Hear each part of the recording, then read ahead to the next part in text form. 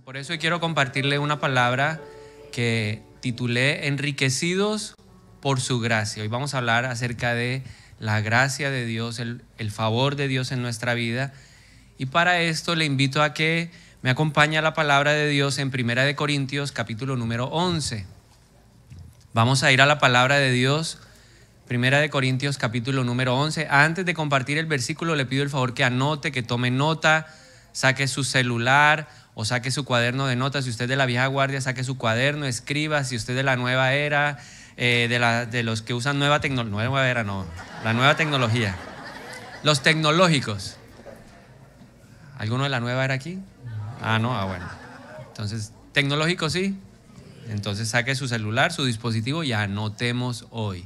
¿Listo? Enriquecidos por su gracia. 1 Corintios 11, 23 al 25. Pablo habla y dice lo siguiente: porque yo recibí del Señor la enseñanza que también les he transmitido, que el Señor Jesús, la noche en que fue entregado, tomó pan y habiendo dado gracias, lo partió y dijo: tomen, coman, esto es mi cuerpo que por ustedes es partido. Hagan esto en memoria de mí. Asimismo, tomó también la copa después de haber cenado y dijo: esta copa es el nuevo pacto en mi sangre. Hagan esto todas las veces que la beban en memoria de mí. Y hoy al final de esta reunión vamos a celebrar la cena. Pero antes de llegar a ese momento tan especial, primero recordemos cosas importantes. Hoy es un día un día especial porque celebramos la victoria de Jesús sobre la muerte, la victoria de Jesús sobre el pecado, la victoria de Jesús que nos ha restaurado y nos ha restituido en una posición muy especial. La Biblia dice que estamos con Cristo sentado en los lugares celestiales. Así que es una mañana muy especial, pero más allá de eso hay que entender, o debemos entender, que estamos en un tiempo muy especial y es el tiempo de la gracia. A algún erudito por allá en el año 1800, entre 1800 y 1850, se le dio por estudiar la Biblia y sobre los tiempos, y estableció algo que se conocen como las dispensaciones, o los tiempos en que Dios se ha relacionado con la humanidad de diferentes maneras. Entonces, esta persona que estudió este tema dividió la historia de la humanidad en 7 tiempos. El primer tiempo lo llamó el tiempo de la inocencia, que fue cuando Dios creó al hombre y lo puso en el jardín del Edén y el hombre no había fallado. Después de que Adán y Eva comen del fruto prohibido, él lo llamó el tiempo de la conciencia. Recuerden lo que Adán dijo. El Señor le dijo a Adán: ahora ustedes son conscientes. Ellos se vieron su desnudez y eran conscientes de su maldad. Entonces esta persona, este pastor, llamó a ese tiempo el tiempo de la conciencia. Después del tiempo de la conciencia viene un tiempo que se llama el tiempo del gobierno de Dios, que comienza después del diluvio, cuando Noé se establece en el lugar donde él ya encuentra tierra seca y empieza ahí, que termina ¿en qué momento? Cuando Dios escoge a Abraham y viene el tiempo de la promesa. Vamos en el tiempo número 4. Después del tiempo de la promesa, cuando ya Israel está en Egipto y Dios manda a Moisés, comienza el tiempo de la ley. ¿En qué momento en particular? Cuando Dios llama a Moisés al monte Sinaí y le entrega los mandamientos que fueron escritos en una tabla. Y en ese instante se estableció el tiempo de la ley. ¿Qué era lo que necesitaba el hombre en el tiempo de la ley? Cumplir a cabalidad la palabra de Dios para ser justificado. Pero como dice Pablo en Romanos 7, la ley es buena en sí misma, pero la ley lo único que hacía era mostrar nuestra necesidad de Cristo. Y entramos al 6º tiempo, que es el tiempo de la gracia. ¿En qué momento empieza el tiempo de la gracia? Cuando Jesús muere y resucita. Por eso esta mañana es tan especial para nosotros los creyentes, porque hoy estamos recordando que hace más de 2000 años empezó el tiempo de la gracia. Levante su mano, yo lo invito a que usted la levante por un momento, porque debemos reconocer que somos afortunados, somos bendecidos de vivir en un tiempo como esto. Si viviéramos en el tiempo de la ley, cada vez que uno de nosotros pecara, tendría que llevar un sacrificio al templo. Ahora levante la mano el que esta Semana Santa no pecó. A ver, levante la mano el que no pecó. Levanten la mano los que hay una persona que no pecó, gloria a Dios. ¿Y los demás qué? Hubiéramos llenado el templo, hoy tendríamos filas, ¿cierto?, de animalitos para suplir nuestra culpa. Pero como vivimos en un tiempo distinto, el tiempo de la gracia, pues ahora ya no lo tenemos que hacer. Pero todo esto para que lleguemos a una pregunta. Vivimos en el tiempo de la gracia, producto de que Pablo dice, repite las palabras del Señor y dice, hagan esto en memoria de mí. Así también tomó la copa después de haber cenado y dijo, esta copa es el nuevo pacto en mi sangre. Y la pregunta es, ¿tenemos claro lo que significa este nuevo pacto? ¿O tenemos claro lo que significa este nuevo tiempo para nosotros? ¿Tú y yo tenemos claro lo que significa vivir en el tiempo de la gracia? Entonces, comencemos definiendo o recordando lo que es la palabra gracia. La palabra gracia es una virtud por medio de la cual Dios le puede dar a algo, a alguien, o en este caso al hombre, sin recibir nada a cambio. ¿Qué era lo que pasaba en la ley? El hombre fallaba, ¿verdad? El hombre cometía un pecado, cualquier cosa, una mentira, o miraba inapropiadamente, o decía una mala palabra, e inmediatamente el hombre, ¿qué tenía que hacer para recibir perdón? Tenía que llevar un animal que era el sustituto, pero ese, como dice el autor de Hebreos, era un sacrificio imperfecto, era un sacrificio que tenía que repetirse una y otra vez.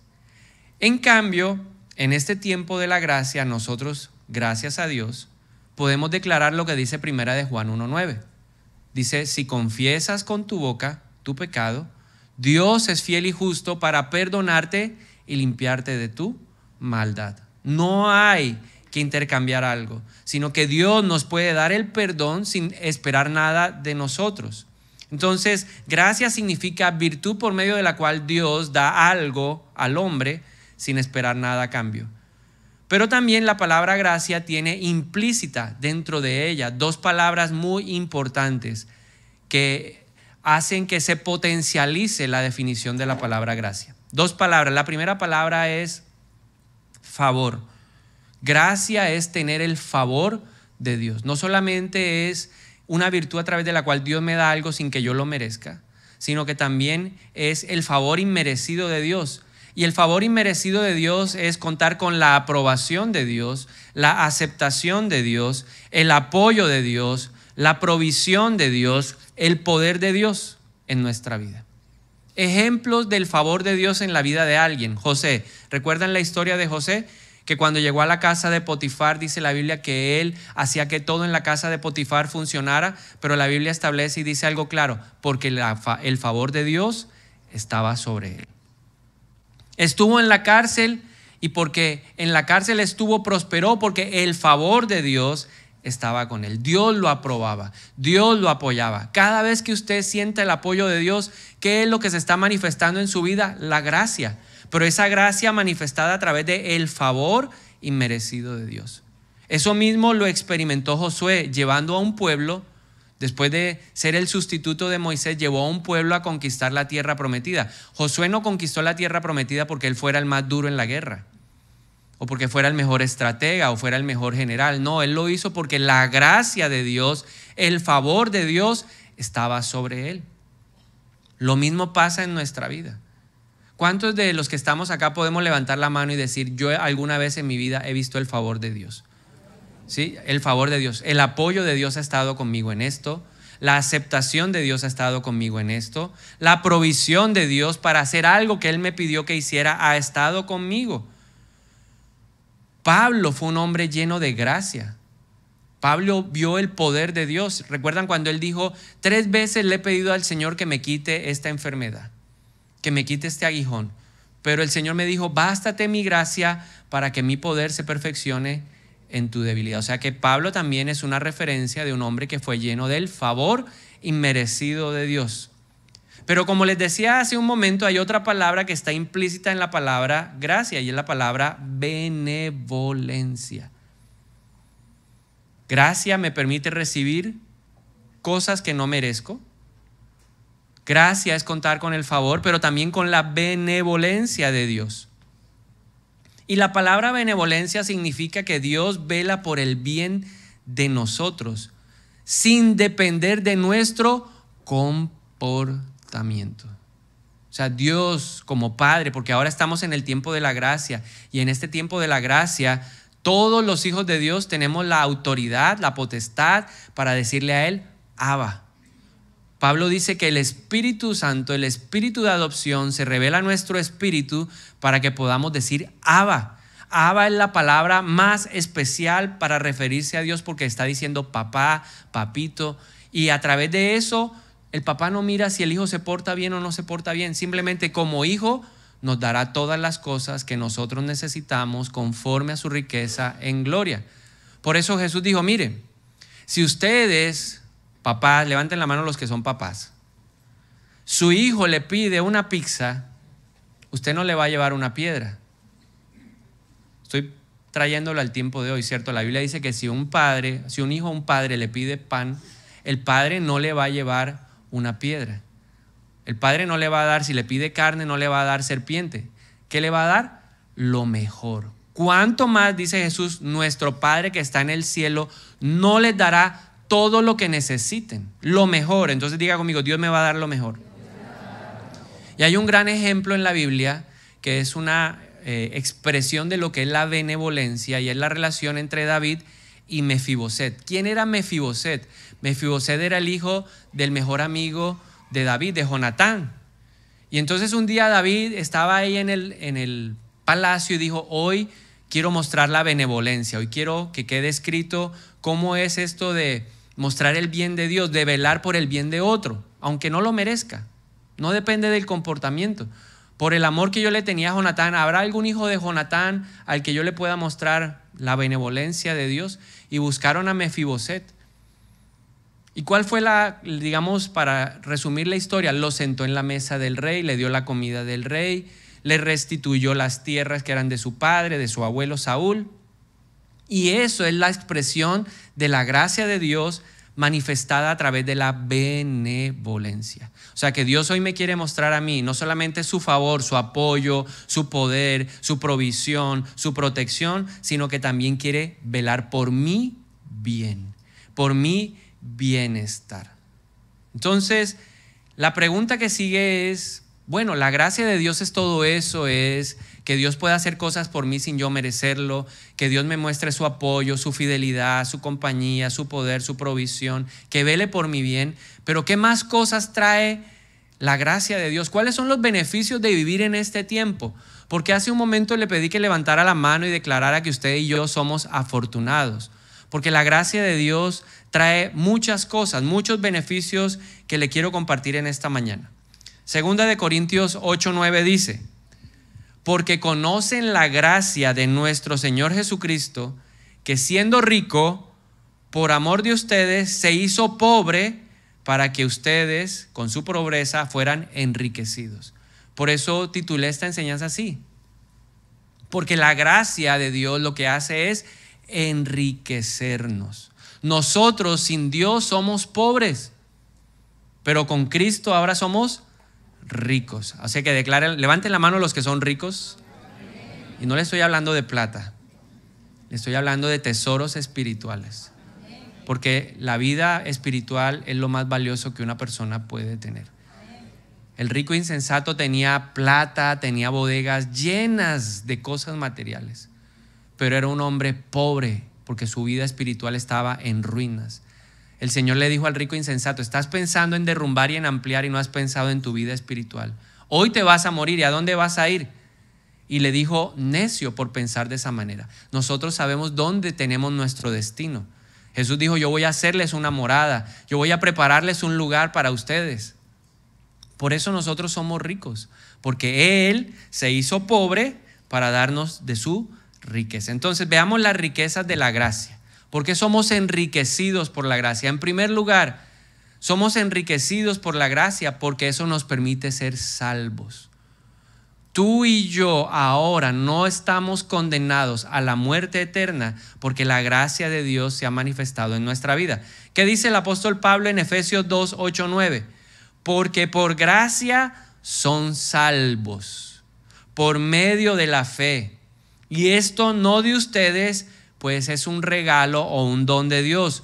No es por obras para que nadie se gloríe. Entonces el primer elemento que me hace a mí un hombre rico es que ahora tengo salvación, tengo vida eterna. Experimenté con Cristo su muerte y ahora experimenté con Cristo también su resurrección. Con Cristo juntamente crucificado. Ya no vivo yo, ahora Cristo vive en mí. La Biblia dice que Cristo murió primero como primicia, pero para mostrarnos cuál era el camino. Tú y yo tenemos una bendición por la gracia. Nuestro nombre está escrito en el libro de la vida eterna. Si aún no has sido enriquecido en ese punto, ¿qué se necesita? Pues Pablo dice algo muy claro en Romanos 10, 9, 10. Dice, si confiesas con tu boca que Jesús es el Señor y crees en tu corazón que Dios lo levantó de entre los muertos, serás salvo. Hay que hacer algo, hay que pagar algo, hay que una indulgencia, nada. Ni siquiera hay que poner en el sobre ofrenda por la salvación. No, eso se hacía antes, pero era algo equivocado, porque la salvación no es un don del hombre. La salvación no es algo que el hombre pueda dar o establecer. Es un regalo que viene por gracia. No lo merecemos, pero Dios nos ama tanto que entregó a su Hijo único para que todo aquel que en Él cree no se pierda, sino que tenga vida eterna. Entonces yo soy enriquecido porque ahora mi nombre está escrito en el libro de la vida eterna. Y aunque uno muera, ciertamente no morirá para siempre, sino que vivirá con Cristo por la eternidad. Entonces yo levanto mi mano y me declaro enriquecido en mi salvación. Pero no solamente Dios nos da salvación y se expresa a través de la gracia, sino que en segundo lugar nos hace libres de la esclavitud del pecado. El pecado nos dominaba. El pecado era lo que estaba presente en nosotros. Y el pecado nos ligaba a este mundo. Porque el príncipe de este mundo, Satanás, es el rey del pecado. Él se levantó contra el Señor. Y para nosotros era imposible obedecer a Dios. Sin Cristo es imposible obedecer a Dios. Pablo dijo, yo quiero, en mi mente y en mi corazón está el deseo de obedecer la palabra, pero hay otra ley en mis miembros y es la ley del pecado. Pero la gracia nos hace entender que Cristo en la cruz del Calvario anuló el acta de los decretos que nos condenaba.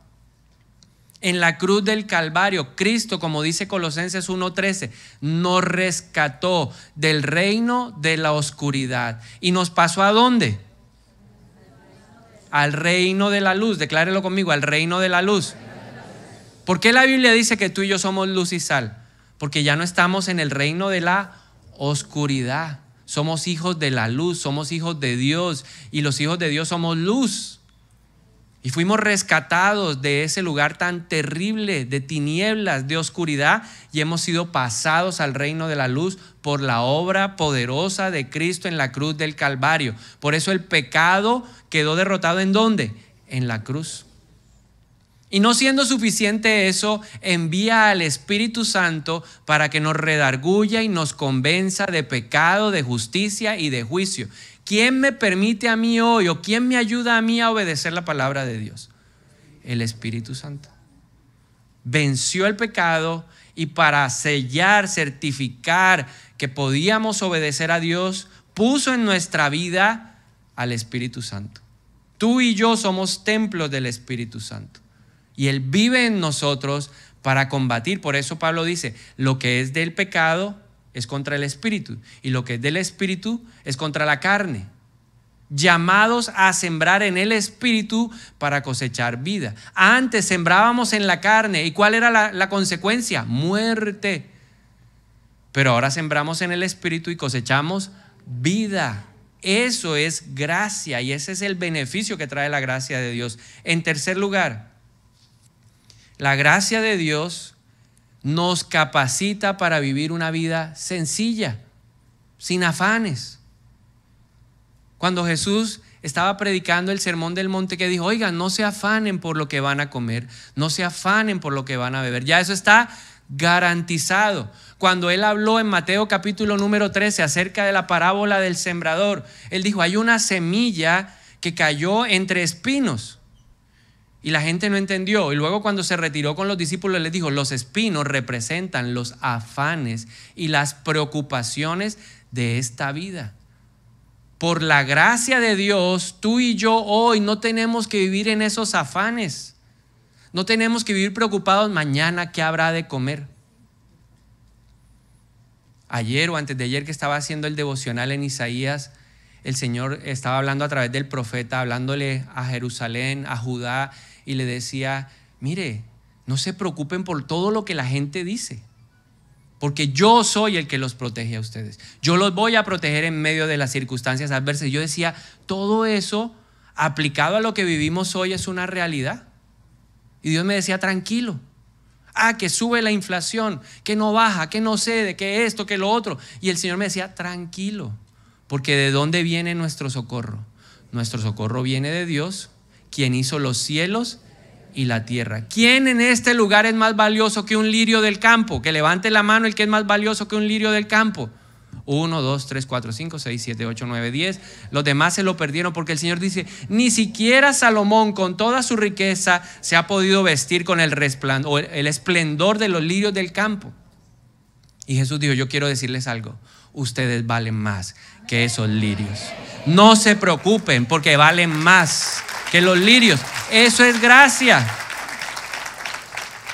Pablo dice en 2 de Corintios 1:12, porque nuestro motivo de gloria es este, el testimonio de nuestra conciencia de que nos hemos conducido en el mundo y especialmente ante ustedes con sencillez y la sinceridad que proviene de Dios y no en sabiduría humana, sino en la gracia de Dios.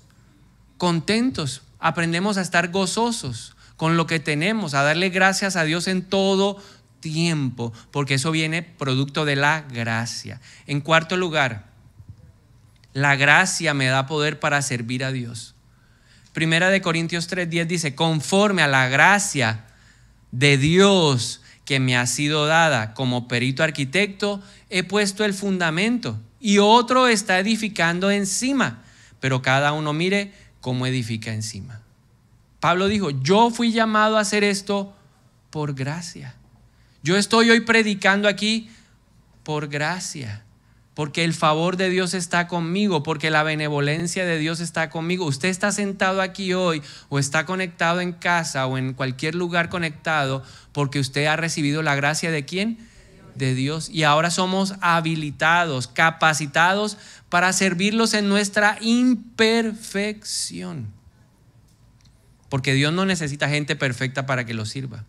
A Dios le encanta la gente imperfecta, para que la gente pueda ver realmente al que hace la obra poderosa. Porque no somos nosotros los humanos, nosotros somos vasijas de barro. Y el barro nos recuerda nuestra fragilidad. El barro nos recuerda que nosotros somos hechos de un material ahí poco valioso. Lo importante es lo que está dentro de la vasija. ¿Quién es el que está dentro de la vasija? El Espíritu Santo. Y eso es lo que nos hace a nosotros ¿qué? Grandes y valiosos. Así que démosle un aplauso al Espíritu Santo hoy.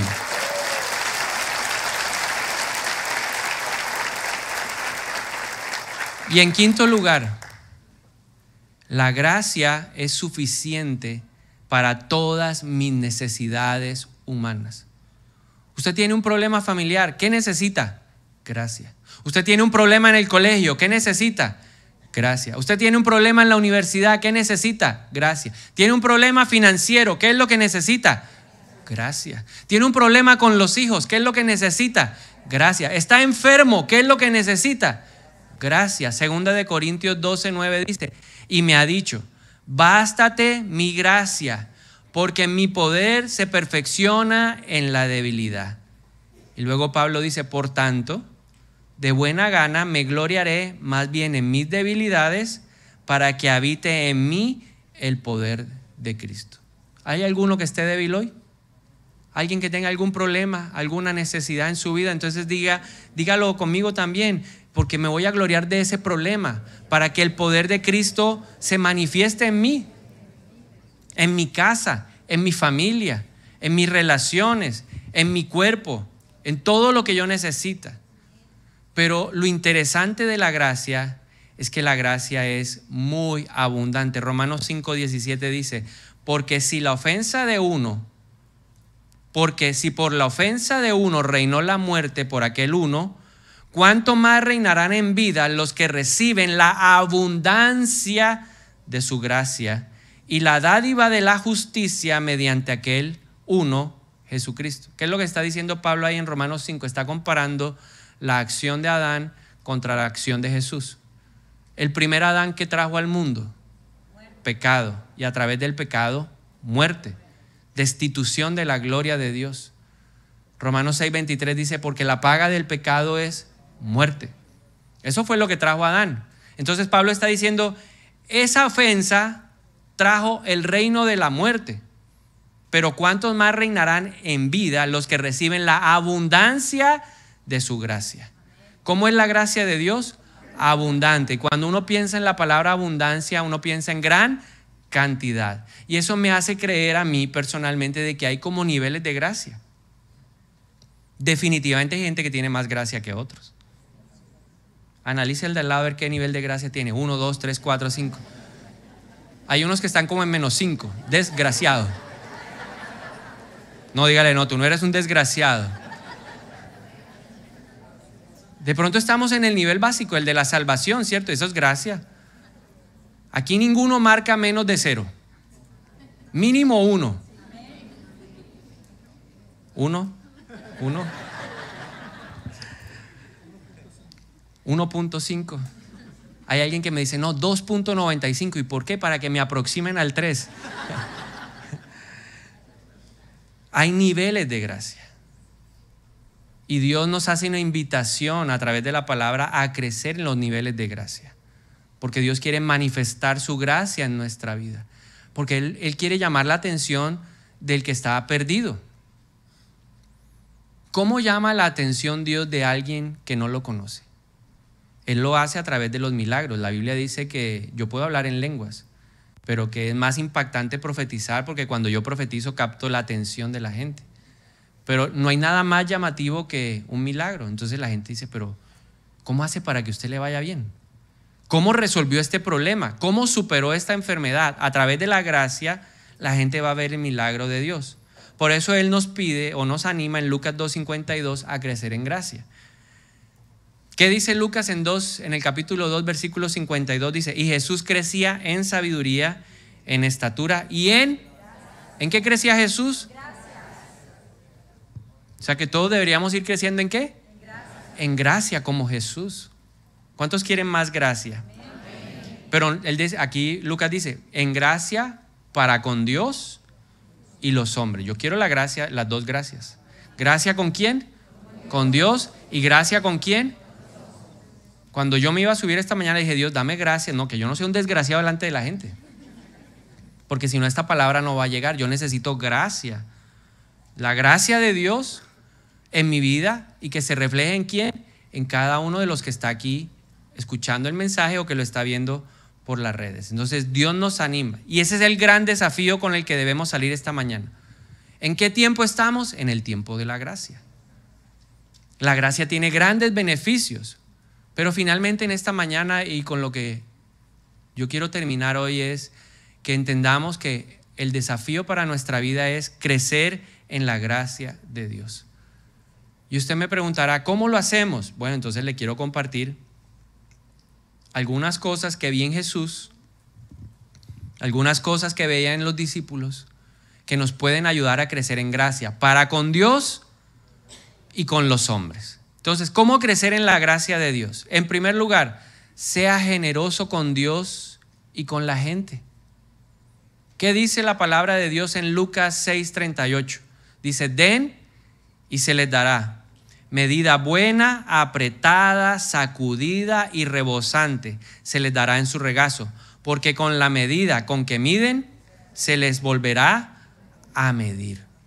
Entonces, usted quiere crecer en gracia delante de Dios, aprenda a ser generoso. Y usted se preguntará, bueno, ¿qué le puedo dar a Dios? Yo le puedo dar a Dios mi tiempo. Por eso yo creo que servir a Dios es el mayor privilegio que una persona puede tener. Pero como dice la Biblia en Hebreos 6:10, Dios no se olvida, Dios no es injusto para olvidarse del esfuerzo. Los servidores, los predicadores, los que ministran, todos los que participan en la iglesia, creo que tienen algún testimonio de las recompensas de Dios por servir. No sirven al hombre. ¿Sirven a quién? A Dios.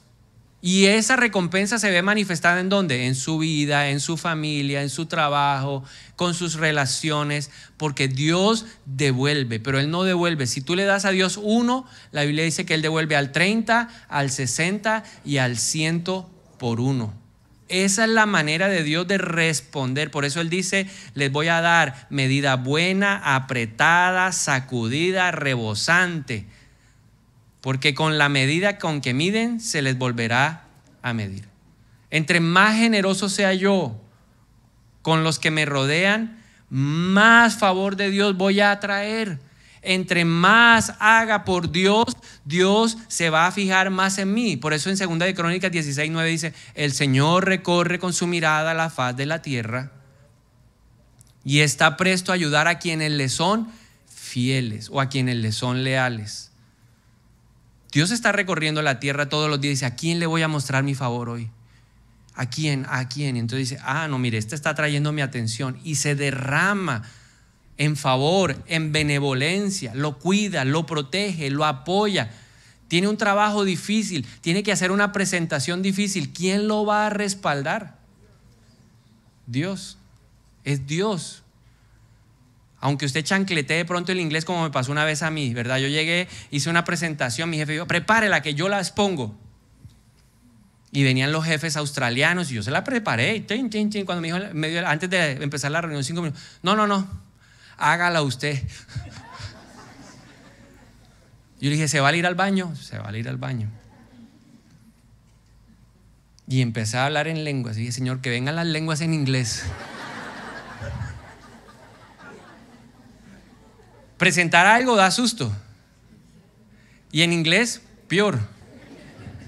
Pero ese día yo vi la benevolencia de Dios. ¿Por qué? Porque Dios sabía que yo me esforzaba, que yo servía en la iglesia, las cosas que hacía. Y ese día yo sentí el respaldo de Dios, fluí.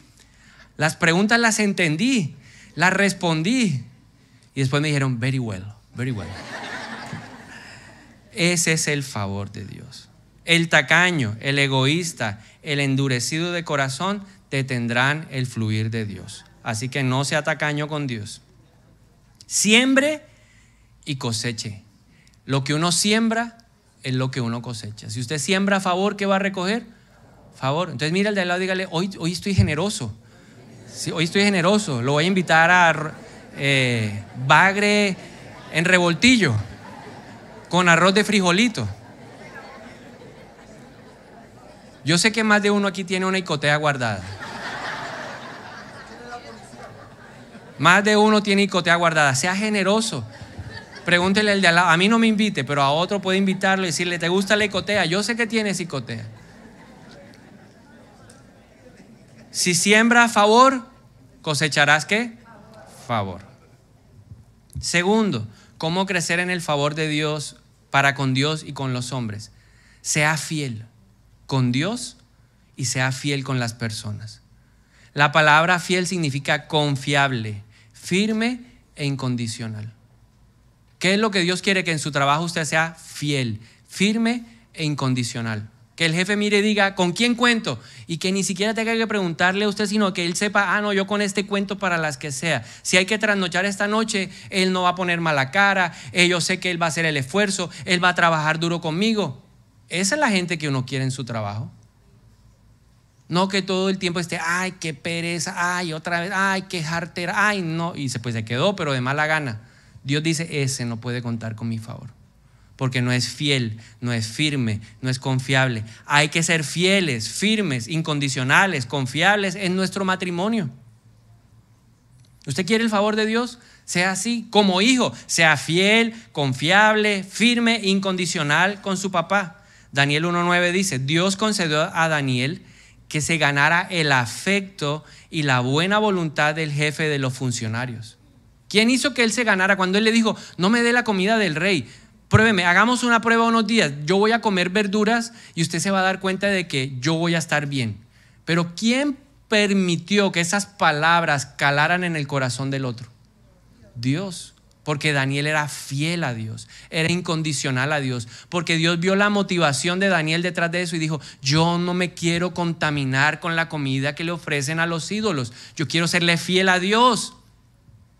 En Daniel 6:4 la Biblia dice que entonces los ministros y los sátrapas buscaban hallar pretexto contra Daniel en los asuntos del reino, pero no podían hallar ningún pretexto o corrupción, porque él era fiel, porque él hacía bien su trabajo, porque él no aceptaba torcidos, porque la gente llegaba a decirle: ay, por un permisito yo le doy tanto. Aquí no, cero, porque yo sé quién me está viendo. Y la Biblia dice que ninguna negligencia ni corrupción fueron halladas en él. Daniel no entraba a las 8 de la mañana. Daniel llegaba antes de las 8.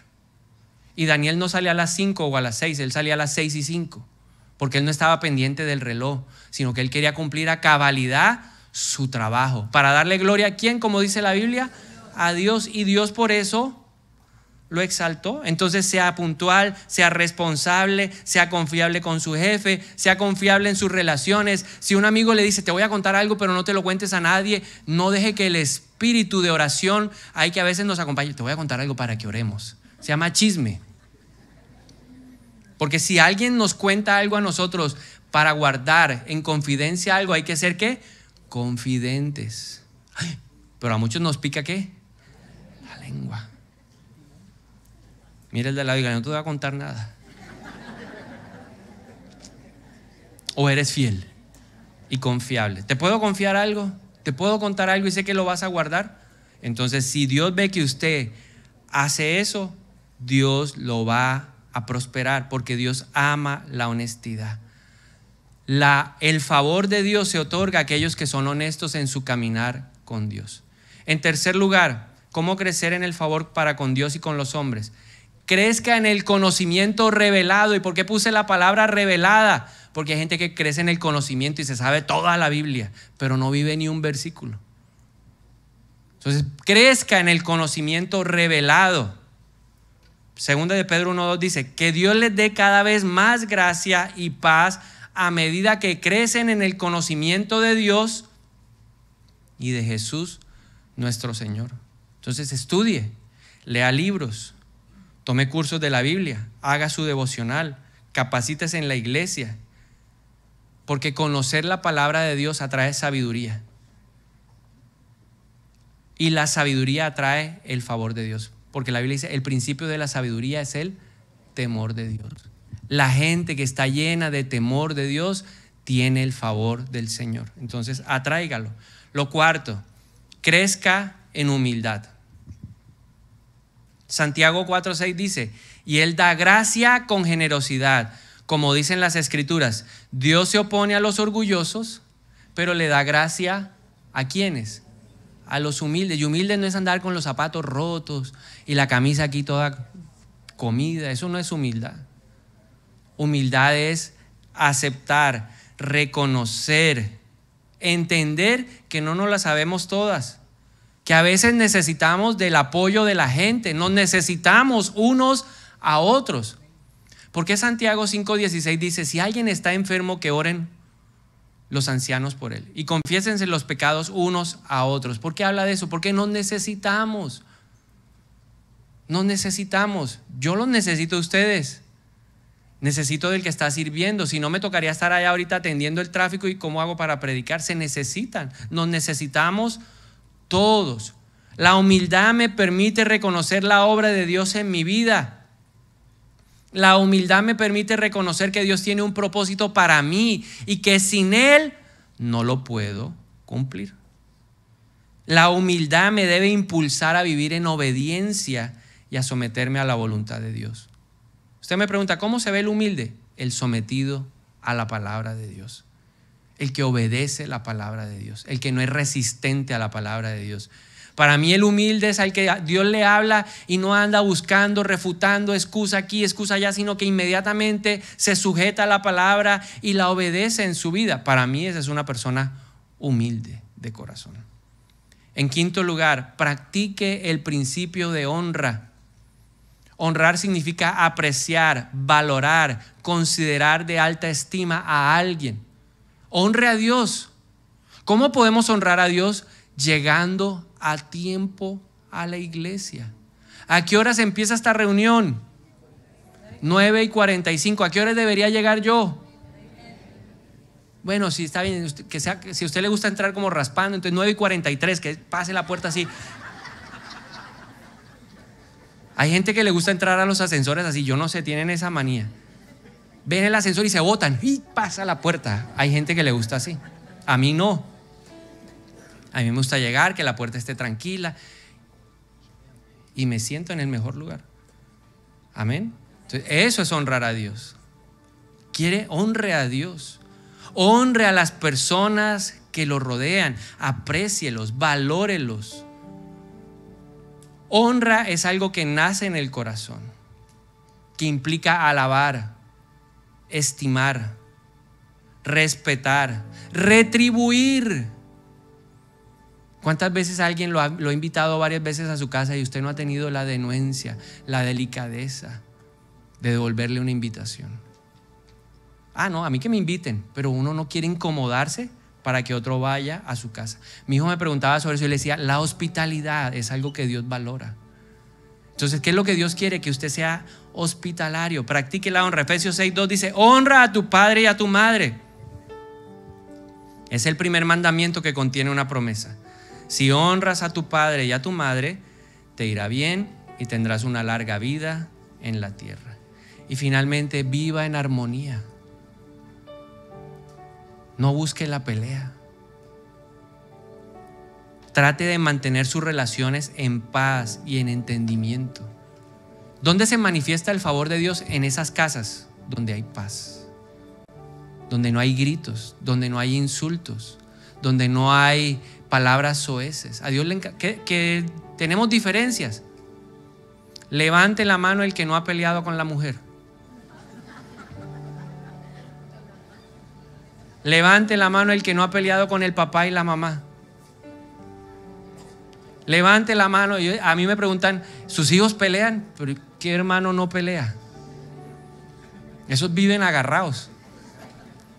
Se suben al carro y eso es una pelea aquí, pelea allá, pero al final, ¿qué hay que buscar? La paz. La paz. La paz. ¿Puede discutir con alguien? Sí, pero al final hay que buscar ¿qué? La paz, porque Dios está buscando a los pacificadores. Mateo 5 dice, bienaventurados los pacificadores, porque serán llamados hijos de Dios. Amén. Entonces, crezcamos en la gracia.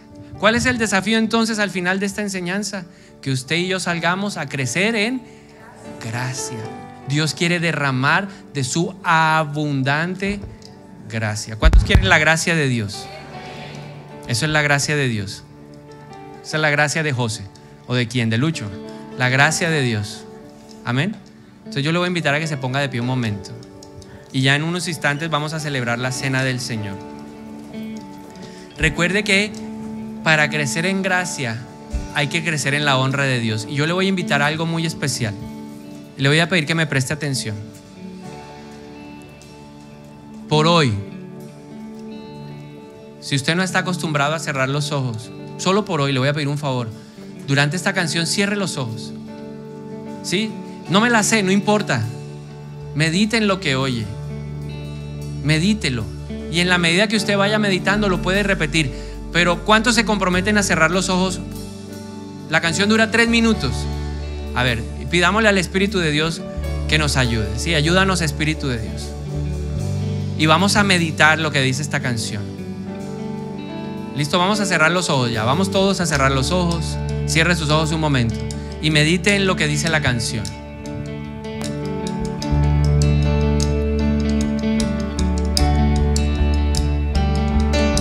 Sábado en silencio,